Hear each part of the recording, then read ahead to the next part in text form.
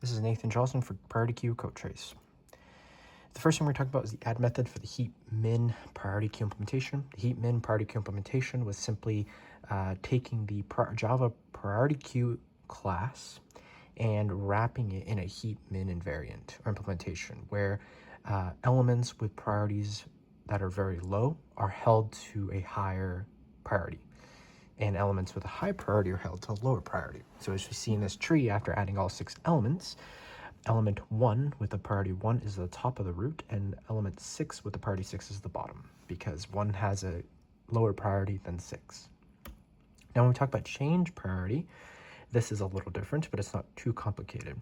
So we can see at the top left, we're going to have our basic tree, then we're going to change priority of element 3 to 0, and this is going to cause our tree to swim up that node because the parent node, or 1, 1, has one of its children where the element is less than the current parent, which is wrong. We want all parents' priorities to be less than or equal to its children. So in this case, we have to swim up element 3 to the top root, and in this case, our heap is now valid. For the second change, we're going to change a priority element 1 to 7. So we're going to start with our original tree from up here. Then we're going to change a priority of 7, or 1 to 7. And because 7 is greater than its child's priority, we need to sink it down to the bottom. So we're going to sink it down as we see here. And this is our priority heap because the parents' priorities are less than or equal to children, and it's a complete tree. And the code trace, nothing too crazy. We're just going to add the elements and their priorities into the priority queue data structure. And you can see here, this is going to be the element, and this is going to be its priority. So we're just going to add them onto the priority queue data structure like you saw in the first slide. And of course, when we change priority, nothing too much changes code. We're going to do the exact same thing where the element, we're going to change it to 0, or in here, we're going to change element 1 to 7. And of course, we go back, it'll look like these in the end. So now moving on to optimize heap min. Optimize heap min, the difference between this and the last implementation is instead of implementing into a priority queue Java class or wrapping into a Java class, now we're going to include 2 data structures.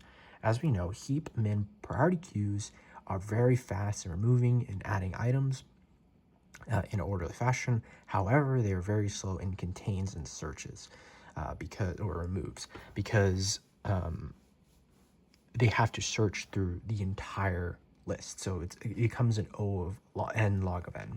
So to fix that, we implement a two-way data structure where we have an array list that stores all the elements and their priorities, where each index in the array list holds a priority node. A priority node consists of an element and a priority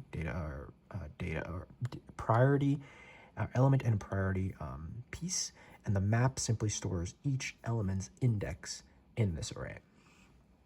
And here's a heap tree to kind of visualize this. So when you add all 6 elements in, this is what each data structure looks like in the end. Now, when we change priority, things change a little bit. So of course we have the normal representation of the tree, but now we need to look at these representations. So when we change a priority, we simply go into the array list, change the element's priority, and then because this is no longer a heap invariant or heap min invariant, we have to switch these values. So we have to switch indexes 1 and 2, or 1 and 3, and in the map we also have to update that in order to keep the one-to-one correspondence. We can have a fast lookup. And when we do, and this is going to be a swim up. And of course here we're going to have a sync because we're changing priority of 7, element 1 from 7 to 1. So it's going to sync down into the array. So it makes it really easy to implement because we can just move the elements around in the array list and update the corresponding map. Now in the code trace, stuff are pretty straightforward. We're going to add it into the data structures, but now the only difference is now we're adding both into an array list and we're updating a map to that corresponding array list so that we can have a one-to-one correspondence. Change priority does the exact same thing, nothing too crazy.